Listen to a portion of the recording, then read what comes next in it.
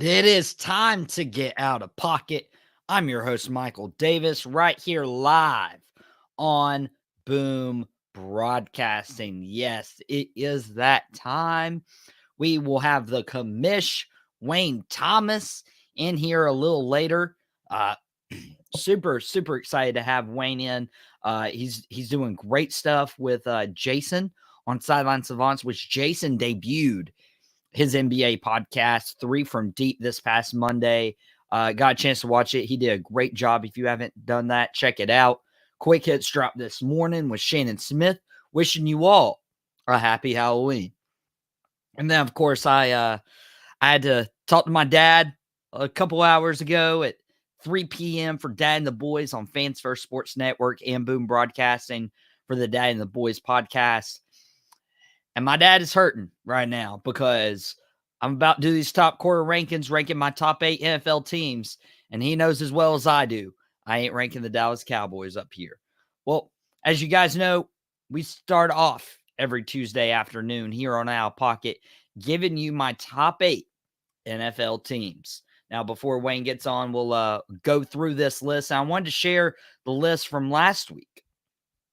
This was my list from last week. You can tell week 7, I had the Chiefs number 1. The Ravens lost this past week, as did the Minnesota Vikings.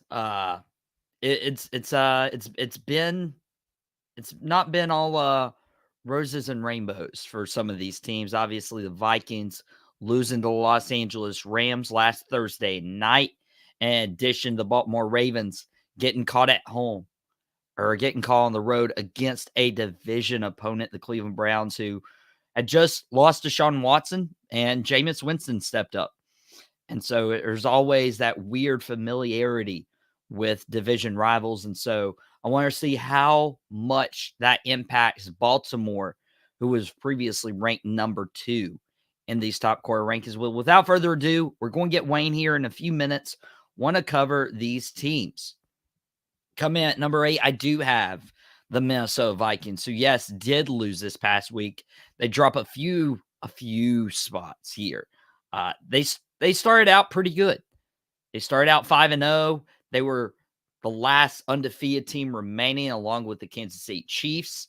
And they dropped a game to the Detroit Lions. And I was like, hey, this is the division game. You lose by 2 to a team who is playing lights out right now in the Detroit Lions. I can see it, right? I can see the Vikings losing that game. No big deal. Just bounce back the next week. On a short week, they didn't have the upper hand against the LA Rams on the road. They had a lead. They had a lead at the end of the first quarter. It was tied at halftime, and then slowly but surely, the Rams just bowed back, making Matt Stafford look like making Matt Stafford look like he hadn't aged, all these years. Kyron Williams really did a good job on the ground. And then you have Puka Nacua and Cooper Kupp back. Those were big contributing factors when it came to how this game would play out with the LA Rams. So LA Rams did good. Minnesota, Aaron Jones wasn't as effective on the ground. Didn't have a rush more than 10 yards the entire game.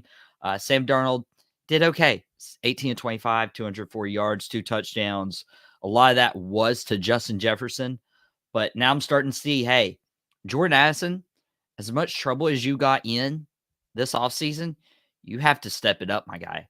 You have to step it up because this team's going to need you. And for the team to still have faith and believe in you, you need to step up.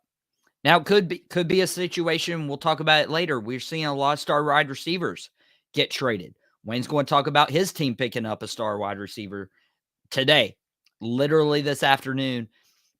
He'll be on talk a little bit later about that. But with all these injuries to wide receivers, could a team inquire about Jordan Addison? Will the Vikings move off Addison this early because of his off-field issues? And team you might have to look out for is coming in at number 7, the Houston Texans. Now, the Houston Texans, I say that because Stefon Diggs diagnosed with a torn ACL. He will miss the remainder of this year. And we'll talk about this injury in more depth when it comes to the Houston Texans. And you guys may look, you're like, hey, whoa. Pause here. If we look back at the week 7 top quarter rankings, you had the Houston Texans at number 6. Why do they win a game, a division rival against the Colts, and they move down one? And it's because of that injury to Stefon Diggs. Yes, they have Tank Dell. Yes, they have Dalton Schultz. But can this team actually move forward without Stefon Diggs? It looked like Joe Mixon and Stefon Diggs were the two moves the Texans made in the offseason, believing fully in C.J. Stroud, wanting to maximize this time of his rookie deal to push and contend for a Super Bowl.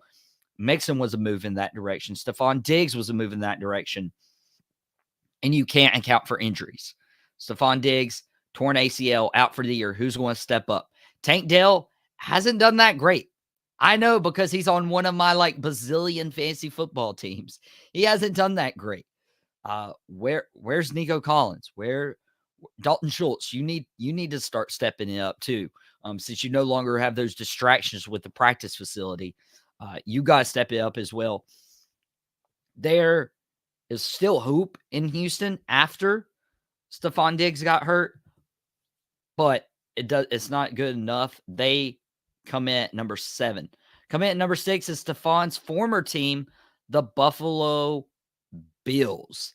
Now, the Bills, I have just waited season in, season out, season in, season out for the Bills to self-destruct. I honestly have not believed in Josh Allen. And Josh Allen, in week 8, has finally thrown his first interception. So he is clearly doing something to protect that football. And that is a huge reason why the Buffalo Bills sit here at 6-2. And another big reason is you got James Cook running on the ground. And James Cook is helping keep this attack balance for Buffalo. 17 carries, 111 yards, 2 touchdowns. He also contributed 3 passes caught out of the backfield. You have guys who are, you went out and traded for Amari Cooper. I believe that was a couple weeks ago. You trade out for Amari Cooper, and he's starting to play well. He didn't play as well this week in Seattle. Just 1 catch on 2 targets, 3 yards. But guess who else stepped up? That confidence allows Dalton Kincaid step up, has a touchdown. Rookie Keon Coleman, 5 catches, 70 yards, a touchdown. Khalil Shakir coming out of nowhere, 9 catches on 10 targets, 107 yards. And they went to Seattle, a very tough place to play, and dominated. A 21-point victory on the road. Whenever you're holding a home team to 10 points and you're putting up 30 against them, that is something to be said. I really like what Buffalo did this past week. Come in at number 5, the Washington Commanders. This is a team I didn't like what they did this past week because I'm a little biased. But I recognize good when I recognize good.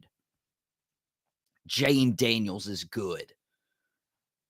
Playing the Chicago Bears. Chicago Bears were starting to hit their stride. DeAndre Swift, DJ Moore helping out Caleb Williams.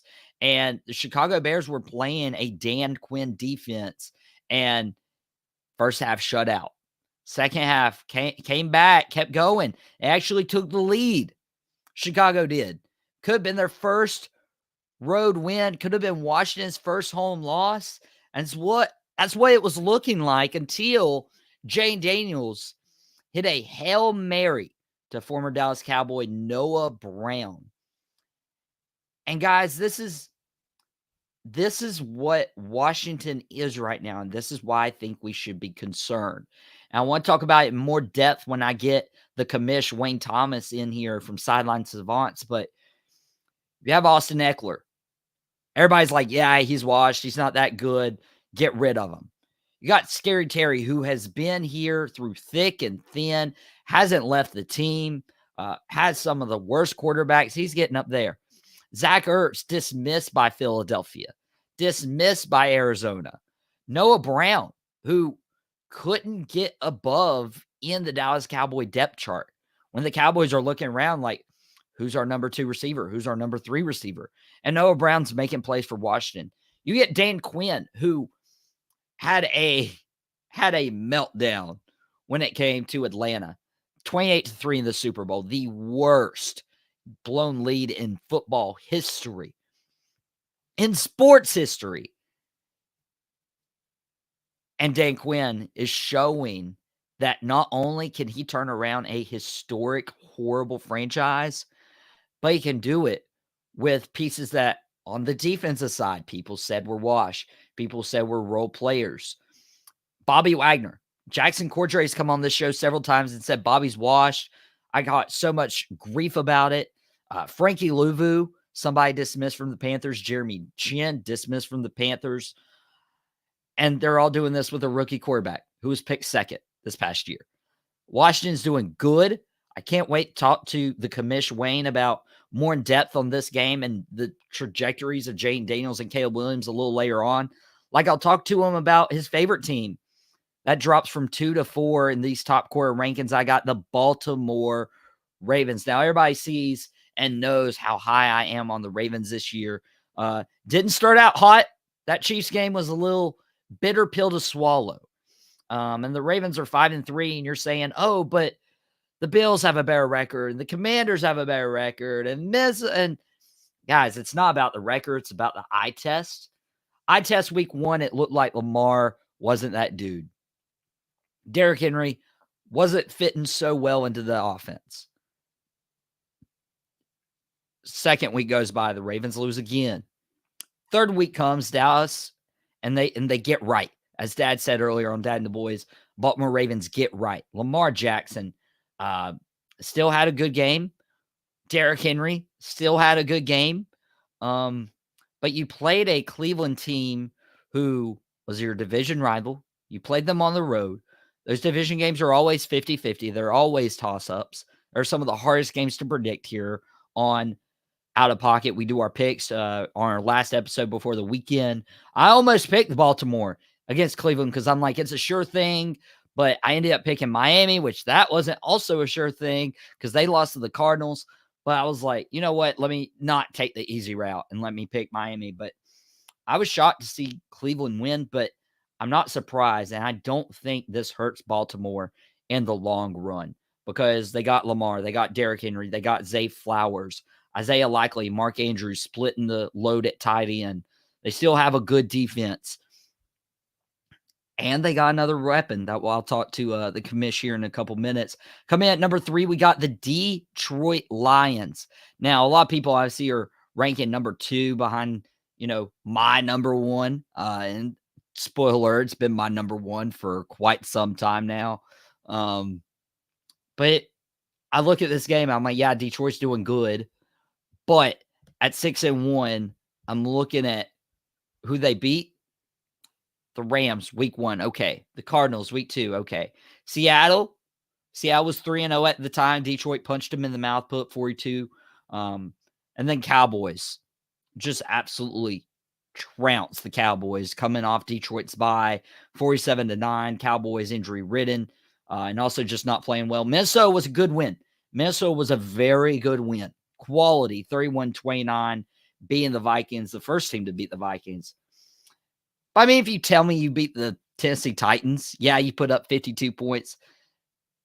Come on, that's expected. That is expected entirely to beat the Detroit Lions. Now, if they can beat this team who comes in at number 2, I'll give them a little more credit. I got the Green Bay Packers and Lions this upcoming week. It's going to be a good game. Currently, Detroit is favored by 3.5 points. Jordan Love, who knows what his status is going to be, also has thrown 9 interceptions so far this year. Detroit, they could easily be number 2. I got Green Bay at number 2. They did win a road game against Jacksonville, which people were predicting that this could be closer than a lot of people thought.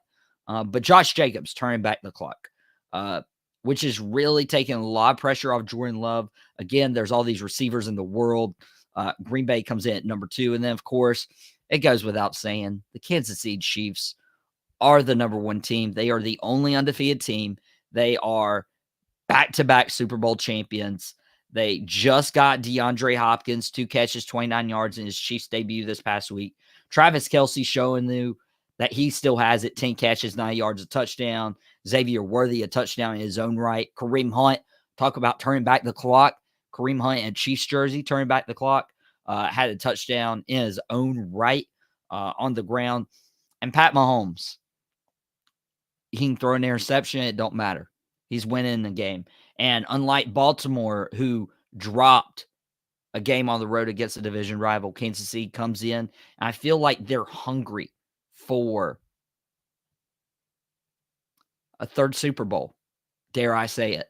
And dare I say, we had some big breaking news this afternoon, and I was like, I need to get this guy on. And lo and behold, there were several breaking news that I needed to talk to Wayne about. Anthony Richardson, the 2023 first-round pick, benched for veteran Joe Flacco. And if there was a guy who called for it, begged for it, pleaded for it, it was this guy, the commish, the co-host of Sideline Savants, the fantasy football show. We got Wayne in here. Wayne, it is awesome to have you here, my friend. Oh, my God.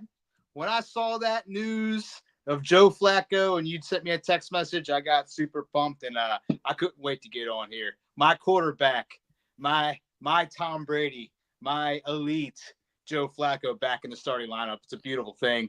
And now the Ravens have Diontae Johnson. Woo! What a day, baby. What a day, and we'll talk about it all. And we're getting the comments pouring in. You mentioned it, Wayne. Ravens getting another weapon, Diontae Johnson, traded from the Carolina Panthers. And Jason saying, that's my QB. I'm thinking he's talking about you, maybe? He knows how much I love Joe Cool. So you can be the commish and you can be the QB? How does that work? I think it's a reference we use often in my fantasy football chat room. When I talk about Joe Flacco, I always throw that TO video up of saying that's my quarterback. So Joe's my dude. I love that guy. That's my quarterback. That's my quarterback.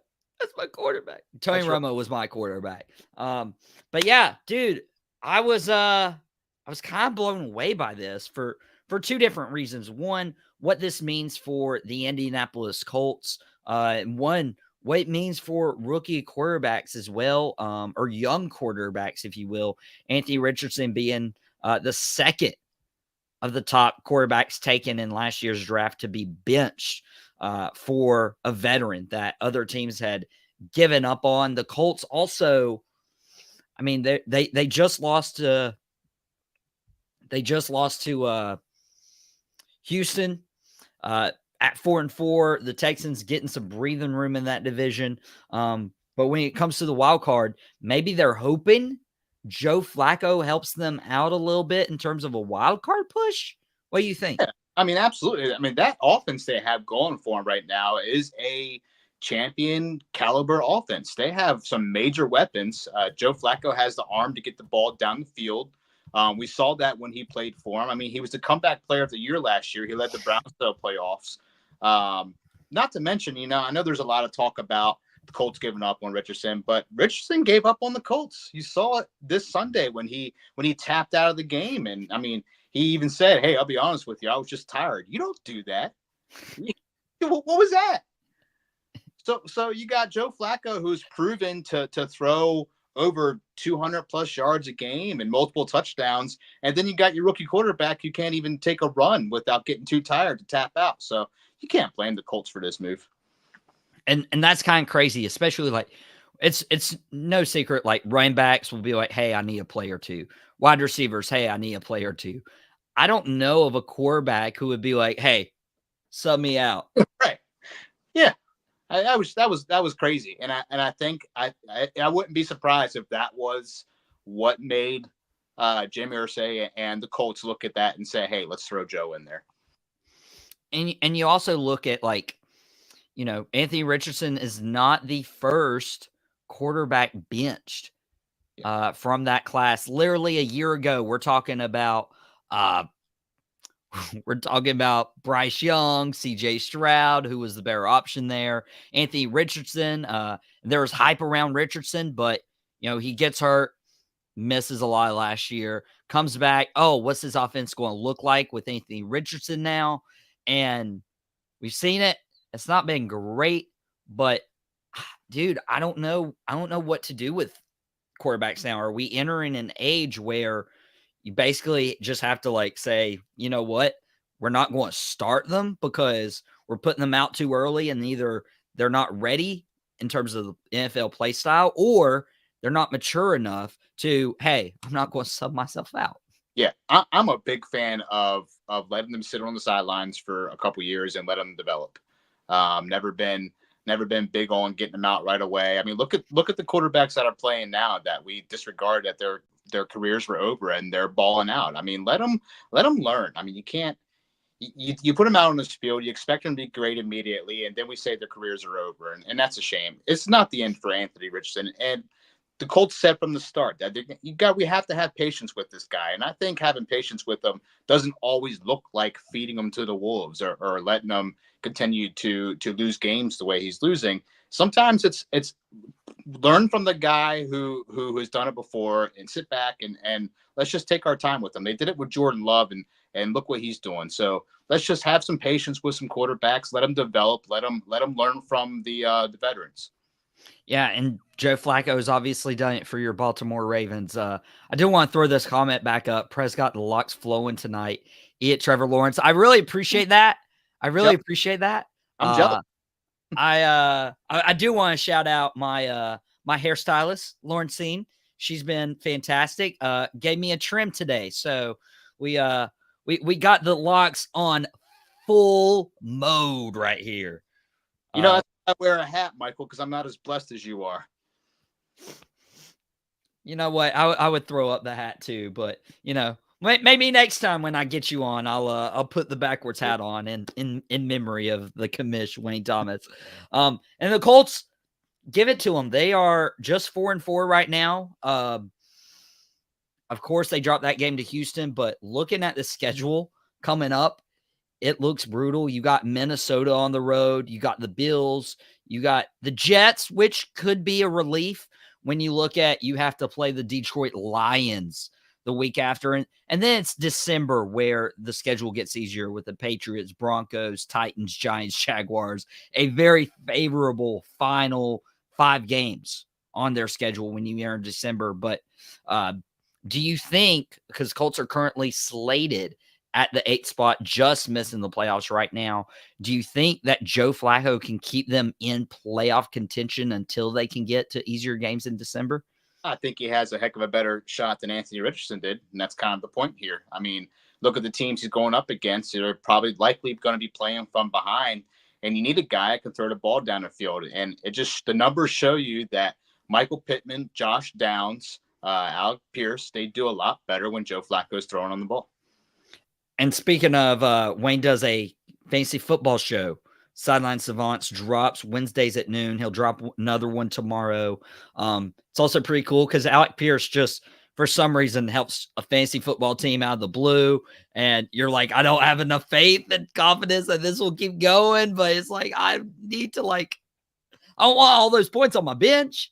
Yeah, I'm a Josh Downs owner in 2 leagues, and I'm super pumped for this. I mean, he had a pretty solid game last week with Richardson, but with Flacco, it's just better. It's better for all the Colts wide receivers, to be honest with you. And honestly, it's better for Jonathan Taylor too. So I mean, the team just gets better as a whole. And it's getting better. Maybe for the Colts. Again, Anthony Richardson, the 2023 first round pick at quarterback, bench for veteran Joe Flacco today. But that wasn't the only news that made you happy. We mentioned it. Diontae Johnson is now a Baltimore Raven. Wayne, you've seen this guy play for Pittsburgh. We saw him get traded to the Carolina Panthers, and you're like, oh, getting Bryce Young some help, after they trade DJ Moore to go up and get Bryce Young. Maybe this will work. And of course, the Panthers are looking like they're in tank mode right now. And the Ravens go out and say, hey, we're interested. And they strike a deal to bring Diontae Johnson back to the AFC North. How does it feel to have him wearing the purple rather than the black and yellow? Yeah, I'm excited. I mean, for the Ravens, it's exciting news. For fantasy, we'll see. We'll see how it rolls because owners of Zay Flowers and Rashad Bateman's just coming alive. So we'll see how it measures up when it comes to fantasy terms. But as a Ravens fan, I'm pumped, and the Ravens should be super excited to have this new weapon for them.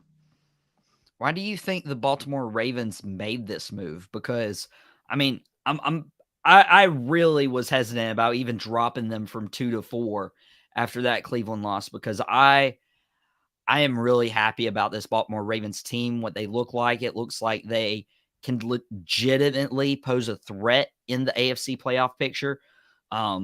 Lamar, Derrick Henry, that's gelling really well right now. You have Zay Flowers. You have a couple tight ends. Nelson Aguilar hasn't even looked like Nelson Aguilar, and that's a good thing. That's a good thing. Yeah. So why do you think like they went after Diontae? Well, I think the price was right. I mean, they only lost like a 6th rounder or a 5th rounder, something like that. I mean, it was a perfect situation for him to do it. A lot of times, a player like Johnson costs a lot higher to obtain, and Johnson's still relatively young. So, listen, the Ravens have always struggled at the wide receiver position. We haven't had a 1,000-yard receiving receiver for a very long time now. I think the number one reception person for the Ravens has been Todd Heap and Mark Andrews. So we need something at wide receiver. And as much as I love watching Zay Flowers go and do his thing, it certainly doesn't hurt us to have another wide receiver. And, this has been news for the fantasy world for a long time because when Diontae went to the Carolina Panthers, everybody was excited for the possibility of George Pickens taking off because it used to be, oh, no, we got Diontae and Pickens. Now Diontae's making dreams come true again and giving some Panthers players some opportunities with Leggett and whatnot. So we'll see what happens. But as a Ravens fan, I'm pumped. I mean, it's always good news for a fan base to receive one more better player on your team. And Wayne's not our only Ravens guy you see on Out Pocket. Rick 8-Bit, a big Ravens fan himself, saying he needed some help on defense. Yeah. Do you think they could look to improve their defense before the trade deadline? I would love to see that. That'd be great. Honestly, I'm with Rick. I think a trade for a defense probably would have been better than grabbing Diontae Johnson. But I think we're looking to stay competitive as an offense right now, which is unique for the Baltimore Ravens. But maybe that's what we've been missing is a player to continue our offensive dominance. I mean, we got Lamar Jackson, we got Henry, but if our defense is as weak as it has been and losing in the fourth quarter, we got to put those points up fast early in the game. And so yeah, and it's huge. Jason bringing up kept him away from another team for depth purposes. And I mentioned it. There was another star receiver who went down. There may be another team looking for a wide receiver. Stefon Diggs out for the year for Houston, unfortunately suffering torn ACL. This is awful news. And more, I'm a little biased. I'm a little selfish with this because I saw the Cowboys had the Buffalo Bills on schedule last year. And NFC, AFC teams, in most cases, only play each other once every 4 years. And I was so excited to see Stefon versus Trayvon. Well, Trayvon gets hurt. Yeah. And then he's out for the year. And then this year, Stefon goes to Houston. And look, the Texans and Cowboys are on the schedule. And now I'm like, man, we finally get that brother-brother rivalry on the field. And so this was unfortunate news for me to hear, even as a Cowboys fan, yet to play the Houston Texans. But Wayne, I mentioned in top core rankings, this is a huge blow. Like, you never think a player is going to get hurt. You always think about adding a player and what difference he's going to make in this team. And with the team with Super Bowl aspirations, this is a hard thing to recover from. Yeah, it stinks, and it especially stinks for Diggs himself. I mean, he's not a young man anymore, and an ACL injury is hard to come back from anybody, let alone a player of his age. So it absolutely stinks. I will say CJ Stroud has a stacked team still, even with Diggs out, even with remind me of his name, the other guy who's on IR. I'm drawing a blank. I'm drawing a blank too. Shoot, not Tank Dell. Oh, Nico Collins. Yeah, so Nico Collins, you got Nico Collins out, you got Diggs out, but you still have Tank Dell, and you got Mechie, who's just been hanging out. So Mechie, I think, is gonna has an opportunity to do something here, and we're gonna see an increase of workload for Dalton Schultz and Joe Mixon. No one can stop him right now. He's running like he's a young man. So, hey, listen, you have a lot of talent there in Houston, and I think they can continue to win games. So you don't think they should go after a deal for anyone right now? I mean, I would. They would have had to eventually, because Stefon Diggs is not gonna. I think he was a free agent after this year, anyways. Not to mention his age. So, but we'll see what happens. But I still think they can get it done without him. And speaking of trades, Rick 8-Bit saying he wants Budda Baker from the Cardinals. Yeah, they're talking that's a rumor right now. So we'll see. That'd be wonderful. I'll be pretty happy about that. Does that mean I need to keep refreshing my browser in case we have breaking news on Out of Pocket? I have my ESPN notifications tuned up, ready to go. So, okay, good. Don't miss it, Commish. Don't miss it. So yeah, Stefon Diggs out for the year. It's terrible news. I don't like it. But hoping Stefon has a speedy recovery. Because that was a tough blow. Kind of like when I saw the ball get tipped and then land in ex-Cowboy Noah Brown's arms this past week in the end zone as time expired. Jane Daniels hitting a Hail Mary to Noah Brown, even after the Bears were taunting. Right before the play, they were like, hey, we got it. We won. Wayne, I mean, you live in the Baltimore, Washington area. Like, you're a Baltimore fan, which I appreciate a lot more, that you didn't, side with the Commanders. But I was hoping, just as a fan, that Jane Daniels wouldn't be the real deal. But watching him at Arizona State, mouthing off with Mike's favorite college team, watching him at LSU win a Heisman, and then come in at number 2, and you're like, well, maybe this will be an RG3 thing. Caleb's going to be the best quarterback of this class, and I still believe Caleb's going to be great. But just the eye test over the last few weeks was really confirmed when he dropped back and slung it from his own 35 at the end zone and complete a Hail Mary. That was so impressive. The Commanders are rolling right now. And I don't know about you, but I'm blown away by Jaden. Yeah, that play reminded me of watching my parlays this week, because I was like, oh, it's happening. And then the last leg killed me on 2 of them. But it's exactly what it reminded me of. Hey, Daniels is the real deal. Williams is the real deal. I hope we get to see him play again. I'm excited for it. It was a much more defensive battle than I thought it was going to be. So that it was certainly an interesting matchup to watch. But yeah, I love watching Jaden Daniels. And I got to say, I'm a Ravens fan. Always have cheer for the Ravens. But the Commanders, the Redskins, they've always been that team where it's fun. I'm sorry, but I've always kind of like pulled for them a little bit. Wow. You just fell in my top core rankings of Boom personnel right there. Wow. Yeah, they're the commissioner's second team that he enjoys watching. Not as low as Mike, because he's a full-fledged Eagles guy, but you did drop a couple pegs right there. I got to update the graphic and everything. And this game was crazy. This game was nuts. Again, like you said, you were expecting offense. You were expecting like Jane Daniels, Caleb Williams to just go back and forth. But I feel like it was better that they played in such a tight game Caleb against that Dan Quinn defense is no joke in of its own right. But Jaden Daniels, 21-38, 1 touchdown. Caleb Williams in this game, 10-24, 131 yards. And, Caleb showing that he can scramble a little bit himself, 41 yards on the ground. Jaden Daniels, 8 carries, 52 yards. Just looking at this game, I feel like Jaden Daniels would have the better game. But in terms of so far, we're at the midway point. Washington's played 8 games. Chicago's played 7. Who are you more impressed with so far, and who do you think is leading that Rookie of the Year race? I'm more impressed with Jaden Daniels. I am. I know Caleb had a rough start, and he was getting a lot of crap, and it's great to see him have the success that he's had towards his mid-season. But Jaden Daniels, man, I mean, he's special.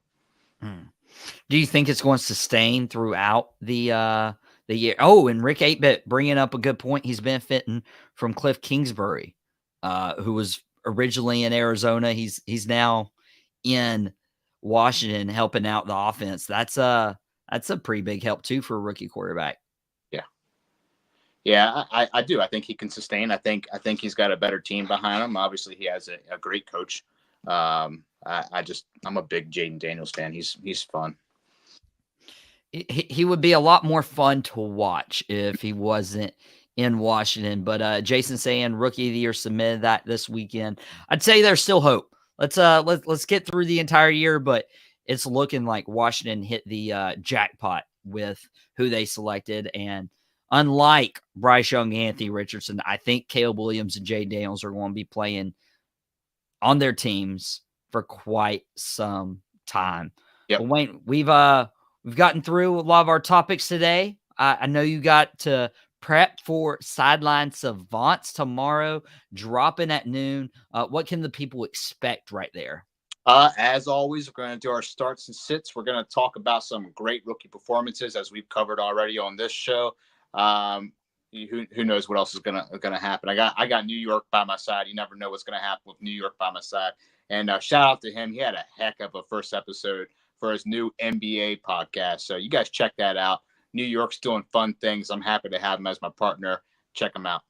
Yeah, Jason did a really good job. Got to listen to it on the ride home yesterday after Out of Pocket, and it was did a good job. I'm proud of him. Proud of how he stepped up. I'm glad you introduced me to him.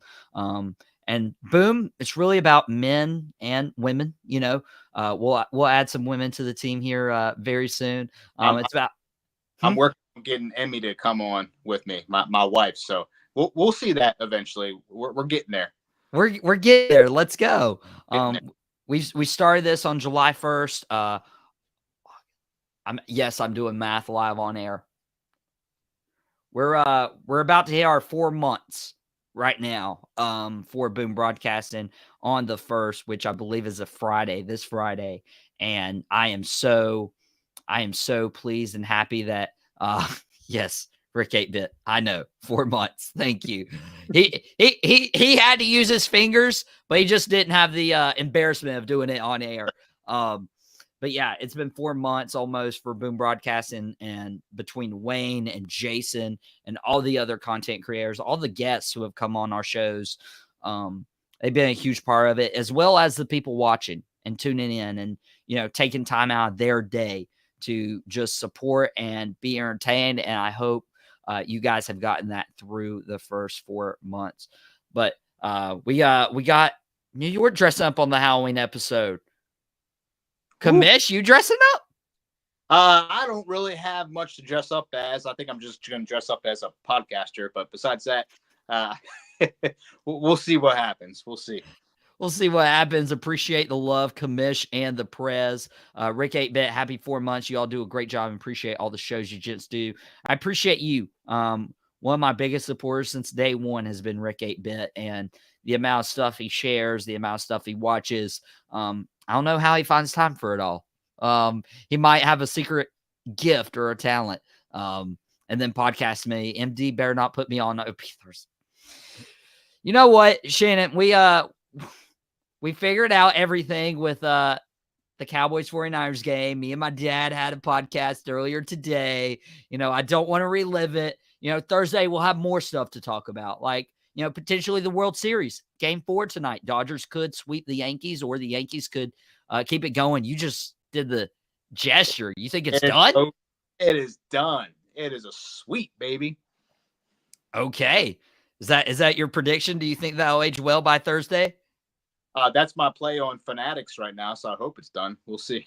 And Boom Broadcasting has a Fanatics link that you guys can go get your gear at. Just hit me up on DM. I'll send it to you. And you guys go get your gear. But Wayne, appreciate you, my friend. I'll let you go. It's been a great time. Thank you for hopping on. Yes, sir.